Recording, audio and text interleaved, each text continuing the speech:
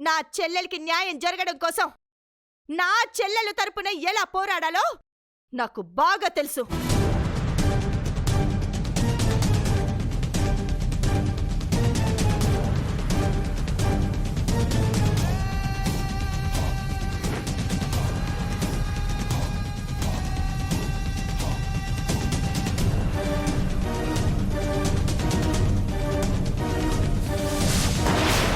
ఇంకేదో బ్యాలెన్స్ ఉండిపోయినట్టుంది. వేదవతి గారు,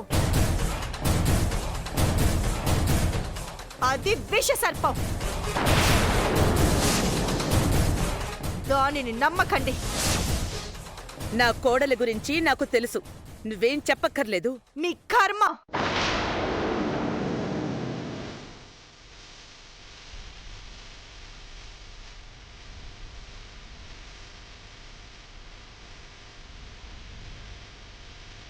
అత్తయ్య, ఎవరు ఎన్ని నిందలు వేసినా మీరు నమ్మకుండా నా పట్ల ప్రేమగా ఉంటున్నారు. మీలాంటి అత్తయ్య దొరకడం నా అదృష్టం.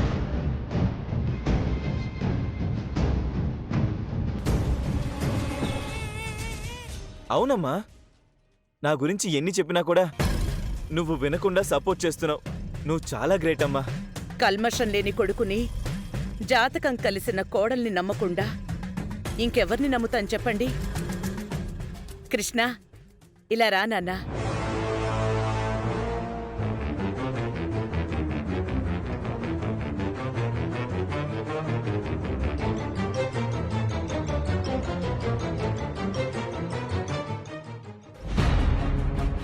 ఈ విషయం చెప్పుకోవాల్సి వస్తుందని నా ఫోన్ కట్ చేసిందా? ఇద్దరు ఎక్కడికి వెళ్ళుంటారు?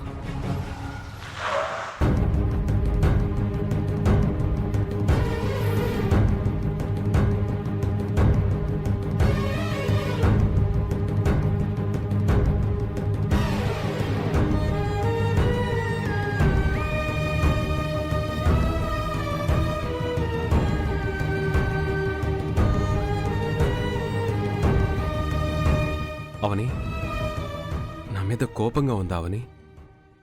ఎందుకు బావా? మన పెళ్ళైన దగ్గర నుంచి నీకు మనశ్శాంతి లేకుండా చేస్తున్నాను కదా, అందుకు. నువ్వు నన్ను పెళ్లి చేసుకోవడం నా అదృష్టం. నువ్వు నా మేనత్త కొడుకు అని తెలియడం నా అదృష్టం. నీ వలన నాకు పెద్ద కుటుంబం దొరకడం, వారంతా రక్త సంబంధం ఉన్నవారని తెలియడం నా అదృష్టం. నీ మీద నాకెందుకు కోపం ఉంటుంది బావా? కానీ ఈరోజు ఆ బంధాలన్నీ దూరం కావడానికి నేనే కారణం అయ్యాను కదా. అలా అనుకోవద్దు బావా. మన టైం బాలేదు. మనం ఎంత మంచి చేయాలనుకున్నా అది చెడుగా మారుతుంది. ఈ సమయంలోనే మనం ధైర్యంగా, ఓర్పుగా ఉండాలి. మనం నిజాలు చెప్తుంటే అత్తయ్య వాళ్ళు గుర్తించే స్థితిలో లేరు కాబట్టే స్వామీజీ గారు నిహారిక జాతకం గురించి చెప్పిన విషయాన్ని అత్తయ్య వాళ్ళతో చెప్పడానికి తొందరపడొద్దు అన్నాను. నువ్వేమో చెప్పేద్దామంటూ తొందరపడ్డావు. కొన్ని విషయాలను తెలుసుకోవడానికి చాలా రోజుల నుంచి ప్రయత్నం చేస్తుంటాం. తీరా ఆ నిజాలు తెలిసిన సమయంలో బయటకు చెప్పుకోలేని అడ్డంకులొచ్చి ఇబ్బందులు పడుతుంటాం. ఆ సమయంలోనే బాగా ఆలోచించి నిర్ణయం తీసుకోవాలి. నా తొందరపాటుకి ఐమ్ వెరీ సారీ. జరిగిపోయిన దాని గురించి ఆలోచించద్దు బావా. జరగాల్సిన దాని గురించి ఆలోచిద్దాం. పద.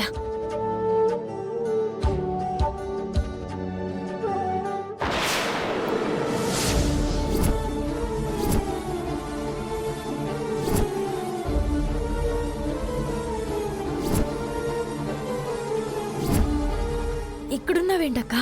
ఈ ప్రశ్న నేను మిమ్మల్ని అడగాలి. ఫోన్ ఎందుకు స్విచ్ ఆఫ్ చేసావు? అది ఛార్జింగ్ అయిపోయి స్విచ్ ఆఫ్ అయిందక్కా. ఈ హోటల్ ముందున్నారేంటి? అదా, అది నువ్వు చెప్పు శ్రీకర్. ఏం లేదు వదినా, 4 రోజులు సరదాగా గడుపుదామని వచ్చాం. అవునక్క.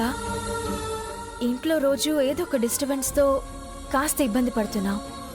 అందుకే 4 రోజులు మనశ్శాంతిగా, ప్రశాంతంగా ఉందాము అని వచ్చాము. నిజమేనా? నిజమే అక్క. మీ దగ్గర అబద్ధం ఎందుకు చెప్తాం వదినా? మీరు అబద్ధమే చెప్తున్నారు.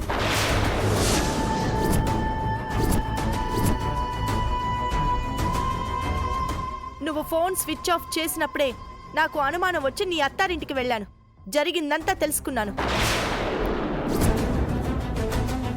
ఆ కారణంగా ఇంటి నుంచి బయటికి గెంటేస్తే ప్రశాంతంగా గడుపుదామని వచ్చారా?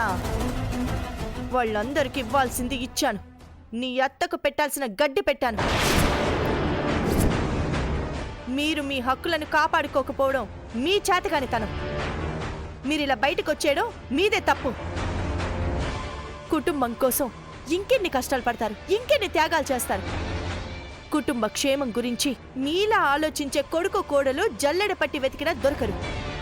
అందుకు సంతోషమే. కానీ ఏం లాభం? ఇప్పుడు మీరు బయటకు వచ్చేయడం వల్ల ఆ కుటుంబం నిహారిక చేతిలో క్షేమంగా ఉంటుందా? మిమ్మల్ని బయటికి పంపించేసినందుకు ఆ నిహారిక తెగ ఆనందపడిపోతుంది. దాని కళ్ళల్లో కారం కొట్టాలనిపించింది. అమ్మా నాన్నలు అన్నయ్య నిహారికలను గుడ్డిగా నమ్ముతున్నారు వదినా. అందుకే ఏమీ చేయలేక బయటకు వచ్చేసాం. సరే, ఏం చేయాలో ఆలోచిద్దాం. ముందు మన ఇంటికి వెళ్దాం పదండి. ఇలా హోటల్స్లో ఉండాల్సిన కర్మ మీకేంటి? నేనింకా బ్రతికే ఉన్నాను. మీకెందుకు ఇబ్బంది? నాకేం ఇబ్బంది లేదు. చిన్న ఇంట్లో ఉండడానికి నీకిబ్బందేమో. అయ్యో అదేం లేదు వదినా. అయితే రండి.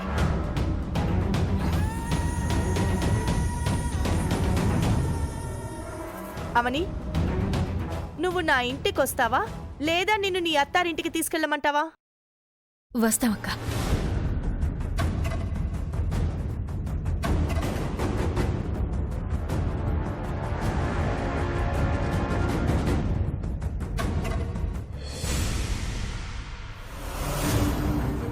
అవని శ్రీకర్లు రాజ్య బహిష్కరణకి గురయ్యారు.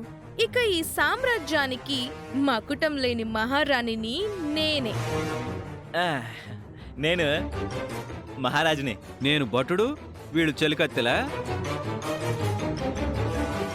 ఈ రోజు నుంచి ఈ ఇంట్లో నేను చెప్పిందే వినాలి, నేను చెప్పేదే చేయాలి. మీకేమైనా డబ్బులు కావాలంటే నన్ను అడగండి. నిహారిక, నాకొక 50,000 కావాలి. రాజుగారు, ఎప్పుడైనా నీ అన్నాను, ఇప్పుడు కాదు. బావా, ఇక నుంచి అన్నీ మనకి మంచి రోజులే. నువ్వేం కంగారు పడకు. నిహారిక మనందరినీ సెటిల్ చేస్తుందిలే. మనమిక్కడ అధికారాల గురించి మాట్లాడుకొని సంబరపడిపోతున్నాం. అక్కడ అవని ఆలోచనలన్నీ ఈ ఇంటి మీదే ఉంటాయి. అవును నిహారిక, పడుకునేటప్పుడు కూడా అవని బ్రెయిన్ పాదరసంలో పనిచేస్తుంది. చదరంగంలో పావులు కదపడం అన్నా, రణరంగంలో ఎత్తులు వేయడంలో అన్నా అవని రేంజే వేరు. Hello, excuse me. అదంతా అప్పుడు. ఇప్పుడు పద్ధతులు మారాయి, పరిస్థితులు మారాయి. మా నిహారిక అధికారం ముందు అవని అహంకారం జుజుబి. పవర్లో ఉన్న నా డార్లింగ్ దగ్గర పొగరుతో ఉన్న అవని ఎంత? నిహారిక చిటికిన వెలుకున్న గోరంతా. అవనిని అంత తక్కువ అంచనా వేయి కృష్ణబాబు. నీ ఎంట్రీకి ముందు ఈ ఇంట్లో చాలా జరిగాయి. అవన్నీ చెబితే రామాయణం అవుతుంది, వింటే మహాభారతం అవుతుంది. అవును తమ్ముడు, మన అంచనాలకు దొరకదా కిలాడి. అవని ఎక్కడున్నా తన ఆలోచనలు వైఫైలా ఈ ఇంటి చుట్టూ తిరుగుతూనే ఉంటాయి. ఆ వైఫై సిగ్నల్స్ కట్ చేయడానికి నేనున్నాను కదా. ఎగిరెగిరి పడుతున్న అవని రెక్కలు విరిచి బయటికి పంపించాను. అవని హద్దుల్లో ఉండడమే కాదు, ఈ ఇంటి సరిహద్దుల్లో కూడా రానివ్వను. అందుకు మీ అందరి సహకారం కావాలి. ఐకమత్యమే మహాబలమని చిన్నప్పుడు పాఠం చదువుకున్నాను. ఆ పాఠాన్ని ఇక్కడ పాటిద్దాం, అవనికి గుణపాఠం చెప్దాం. నాతో చేతులు కలపండి. ఆ అవనిని చీమను నలిపినట్టు నలిపేద్దాం.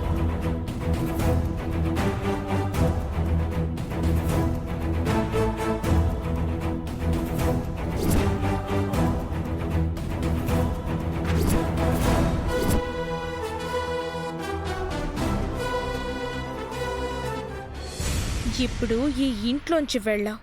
తర్వాత వేదవతి మనసులోంచి కూడా వెళ్ళేలా చెయ్యకపోతే నా పేరు నిహారికే కాదు.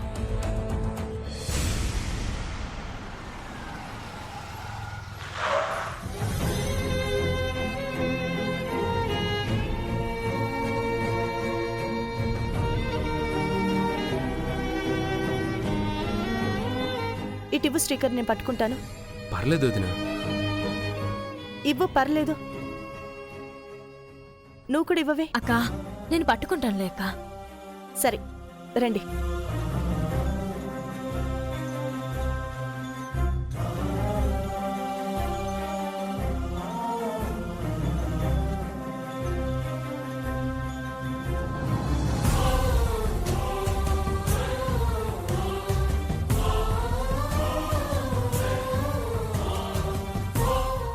ఎవరో పరాయి వాళ్ళ ఇంటికొచ్చినట్టు ఇద్దరు ఎందుకింత మొహమాట పడిపోతున్నారు?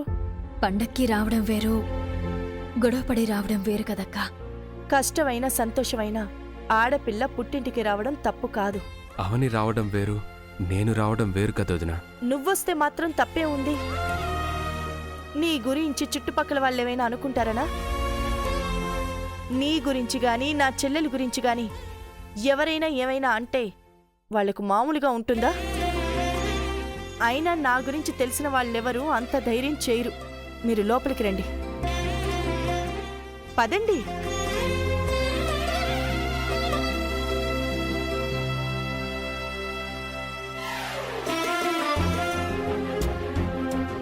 పిన్ని, పిన్ని,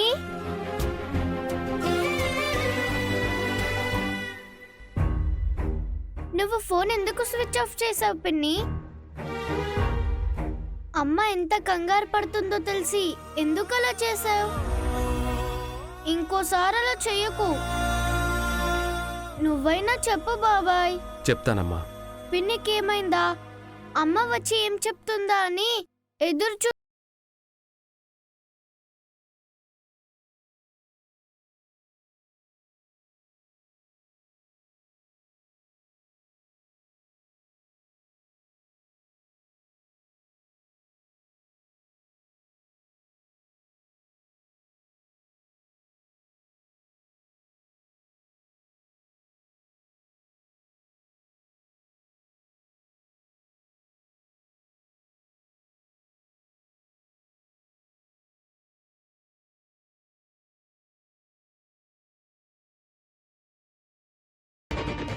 విన్నాను, విషయమంతా విన్నాను.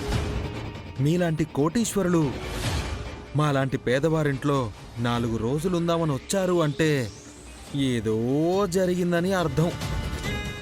మీరే చెప్తారా, నన్నే తెలుసుకోమంటారా? ఏం జరగలేదు నాన్న, ఊరికే సరదాగా వచ్చారు. చిన్న పిల్లవి, పెద్ద పెద్ద విషయాలు నీకంత ఈజీగా అర్థం కావు. అవని, నువ్వు చెప్తావా లేదంటే శ్రీకర్ బ్రదర్ చెప్తాడా? ఇవే తగ్గించుకుంటే బాగుంటుంది. నేను అడిగిన దాంట్లో తప్పేముంది సుజీ? మన ఇంటికొచ్చి పోయేవాళ్ళు వీళ్ళిద్దరినీ చూసి ఎందుకొచ్చారు అని అడిగితే నేనేమని సమాధానం చెప్పాలి? సంక్రాంతి ఉంది కదా అని చెప్పమంటావా? నిన్ను ఎవ్వరు ఏమీ అడగరు. అడిగితే ఇంట్లో చిన్న గొడవ జరిగి బాధతో వచ్చారు. నీ మాటలతో వేధించుకో. గొడవ పడి వచ్చారా? దయచేసి ఉన్నన్ని రోజులు ఇబ్బంది పెట్టుకో. తమ్ముడు మరదలు ఇంటికొచ్చారు, నేనెందుకు ఇబ్బంది పెడతాను?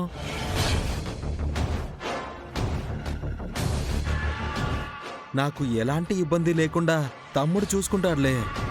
నన్ను తృప్తిపరచడం ఎలాగో బ్రదర్కి బాగా తెలుసు.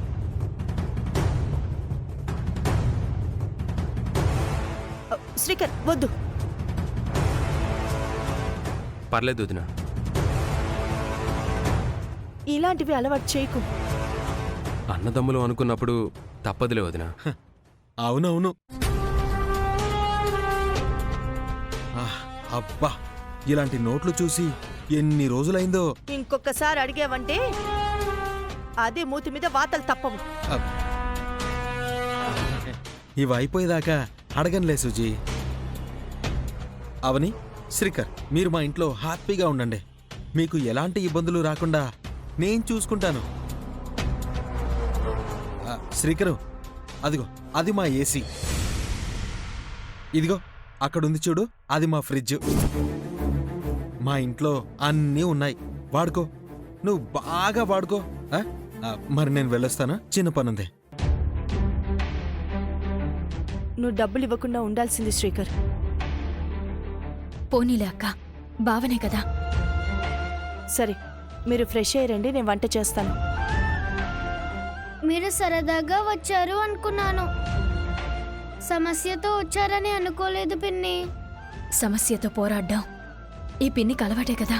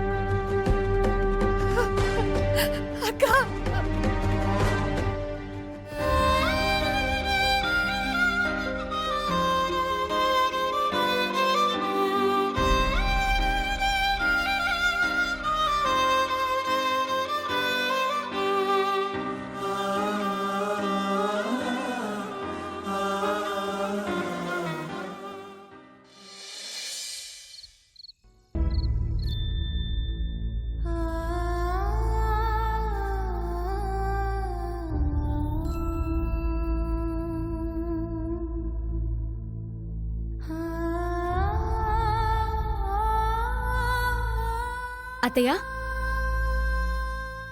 పాలు తీసుకోండి.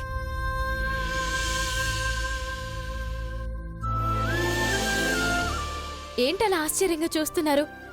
ఎవరో పరాయిదాన్ని అయినట్టు. తీసుకోండి అత్తయ్య.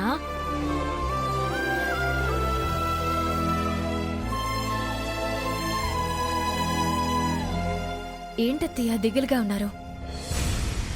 తలనొప్పిగా ఉందా? ఉండండి, పెయిన్ బామ్ తీసుకుని వస్తాను.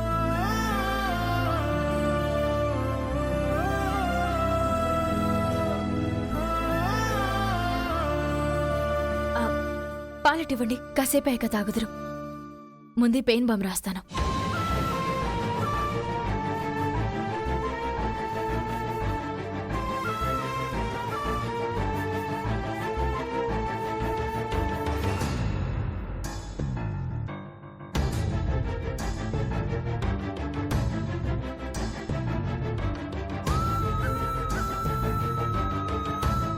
కాళ్ళు నొప్పిగా ఉన్నాయి అత్తయ్య.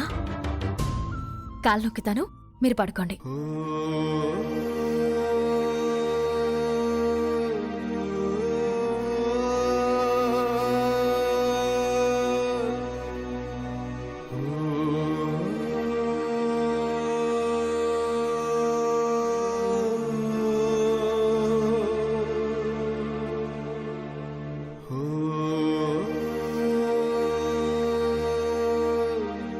అవని, అవని, అవని, అవని,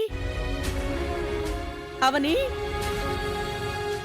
అవని, వేదా, అవని, వేదా, అవని, వేదా, అవని ఇంట్లో లేదు కదా.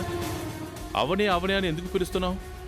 అవని నా కోసం పాలు తీసుకొచ్చినట్టు తలనొప్పికి మందు రాసి నా కాళ్ళు నొక్కుతున్నట్టు అనిపించిందండి.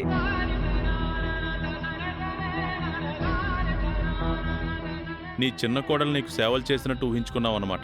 అవునండి, అవని ఏదో రకంగా పదే పదే గుర్తుకొస్తోంది. వంటింటి దగ్గర కనిపిస్తోంది, హాల్లో కనిపిస్తోంది, లాన్లో కనిపిస్తోంది, ఇల్లంతా కనబడుతోంది. చాలా చాలా గుర్తొస్తోందండి. నీది నిహారికది ఒకేలాంటి జాతకం కాదని శ్రీకర్ అనకపోయి ఉంటే ఈ గొడవ వచ్చుండేదే కాదు. వాడంటే అన్నాడు. అందుకు అవని ఎందుకు సపోర్ట్ చేసింది? అందువల్లనే ఈరోజు బయటికి పోవాల్సి వచ్చింది. ఇద్దరూ ఒకే మాటగా ఉండి అలా ఎందుకు చెయ్యాలి? ఎందుకు మన నుంచి దూరం కావాలి?